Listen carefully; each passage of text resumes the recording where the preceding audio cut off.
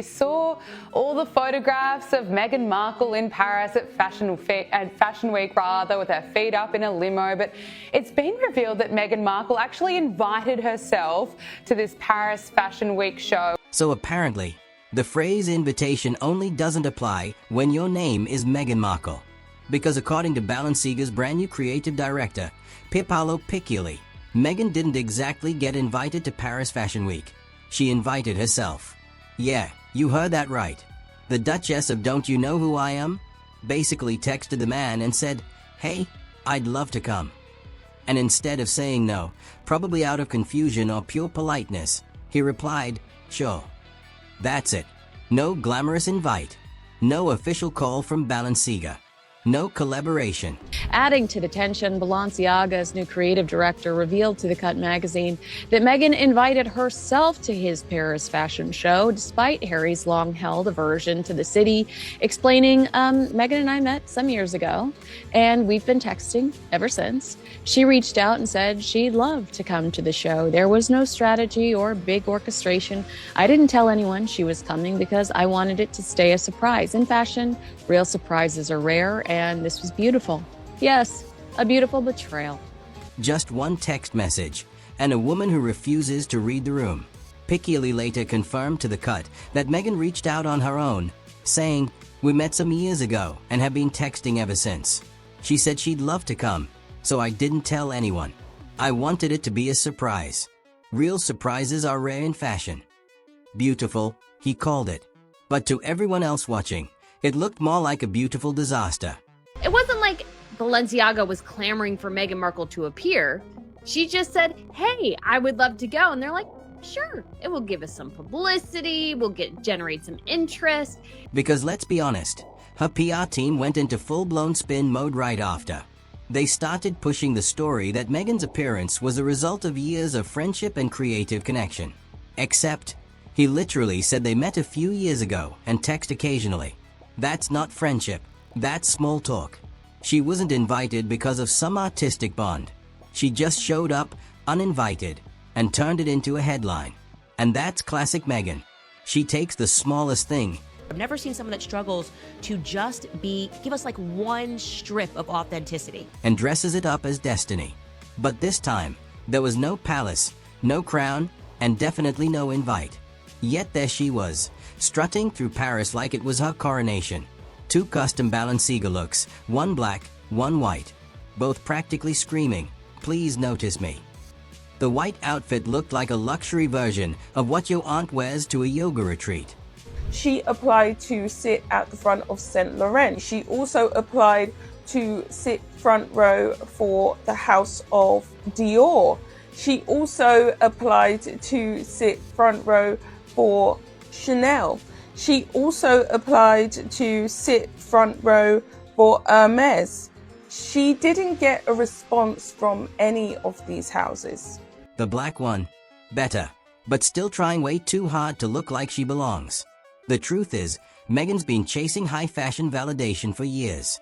Dior, Chanel, Hermes, you name it. Her team has allegedly reached out to nearly every major house, asking for front row seats. And they all said the same thing. Nothing. Radio silence. So when Balenciaga finally said yes, it wasn't because she's fashion royalty. It's because she begged over text. But here's where it really turns dark. Meghan didn't just show up at any event. She showed up in Paris. The one city Prince Harry said he'd never step foot in again. Meghan Markle, she is not a well person. She was over in Paris for the Balenciaga fashion show, and she filmed herself yes, going by the location where Princess Diana died. And here's the video. Her feet are up in the car. She's having a grand old time. She's showing you out the window where she is. And then you see her naked feet crisscrossed in front of her, like the world is at my feet. Ha ha ha, this is so fun. This is where my children's grandmother died. Good times. Let me put this online. The city tied to one of the most painful moments in royal history, the death of his mother, Princess Diana. Harry's spoken so many times about how much that city haunts him. He avoids it out of grief, out of respect, out of love. And Meghan? She booked a flight anyway. Not for charity, not for a cause. Instead, Meghan historically said she would never also be able to set foot in Paris because of H. She would never do it. Here she is, and not only here she is, but she's filming herself doing a drive-by of Diana's death tunnel. For a fashion show, for cameras, for the spotlight, for herself. It's almost as if the more sacred something is to Harry, the more she turns it into a photo op. She's the one who once said Paris was too painful for him, that she'd never go there. For someone who is constantly trying to convince us that she is the second coming of Diana, she should know better. She's a 44-year-old woman trying to be an influencer. Are we witnessing a midlife crisis? Not even out of respect for his trauma, that she'd stand by him. And yet, there she was, posing for photographers, waving to crowds, filming herself in the very place her husband swore he could never return to. If that's not tone deaf, I honestly don't know what is. Because this wasn't just another PR move.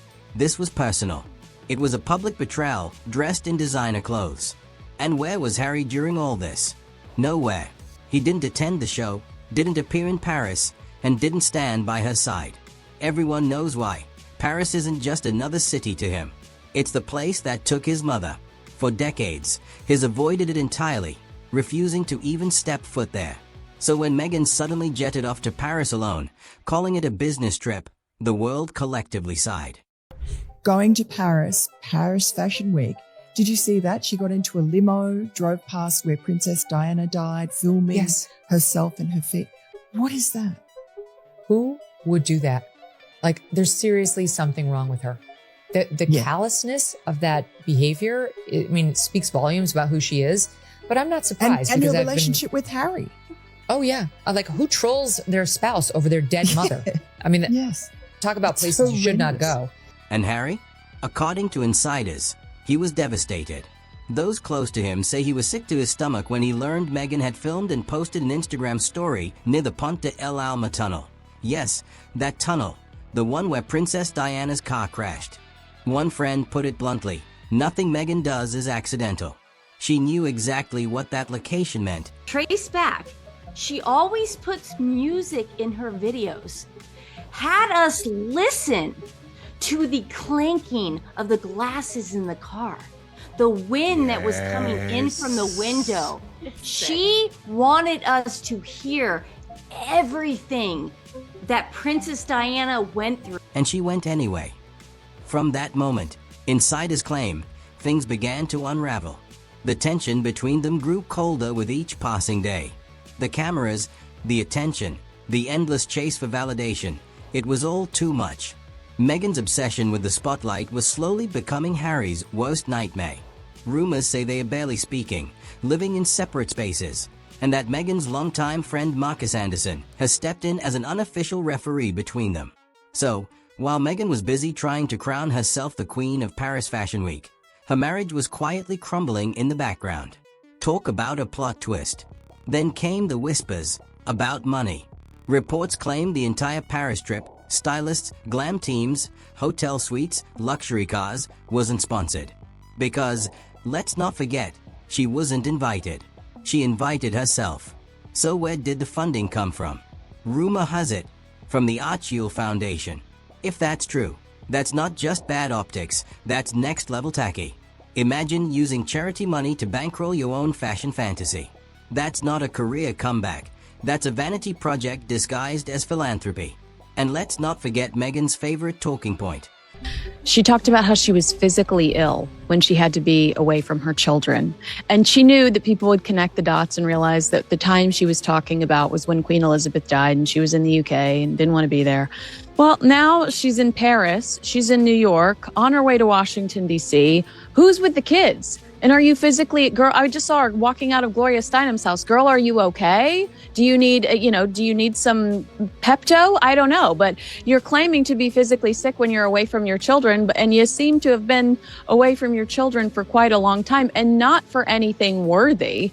Like, you just showed up. This is a little ego trip for you. You wanted to collect an award for being humanitarian. A meaningless award from yes. How she couldn't bear to be away from her kids. How it made her feel unwell. But lately, she's been flying coast to coast, Paris, New York, Los Angeles, smiling for every camera, collecting random awards, attending every exclusive event she can talk her way into. So where are those maternal tears now? While Catherine is saying to the world, all I want you to give is time to your loved ones, think about what Harry and Meghan are asking for. Money. Buy my product. Follow my social media page. And I just thought the contrast is very stark. Because she doesn't look unwell anymore. She looks perfectly fine, maybe even too fine. Meanwhile, the royals she's trying so hard to outshine don't even have to lift a finger. Princess Catherine can wear a coat she's owned for 5 years and it'll trend worldwide. Do you know what? You've got a great life, you've got a beautiful family, you're so much in love. Move on, get a life, move on. And they just can't seem to, because their living is by telling their truth on the royal family. That's how they make their living. No PR spin, no begging, no texting creative directors. The invitations come to her. Because real influence doesn't chase, it attracts. That's the difference. Meghan's version of success feels forced, frantic, and a little desperate. She left the royal family to be free, to carve her own path. But ever since, she's been chasing the same prestige she claimed to reject. Every public move feels like a performance, another attempt to remind the world she's still relevant. But here's the truth, attention isn't admiration. You can't PR your way into grace. You can't text your way into legacy. And no amount of designer dresses will make up for a lack of authenticity. Paris was supposed to be her grand return, her moment of fashion redemption. Instead, it reminded everyone why the fashion world keeps its distance. Because elegance isn't about walking into a room and demanding to be noticed. It's about being the kind of person people notice without you trying. And right now, the only people clapping for Meghan Markle are the ones she's paying to.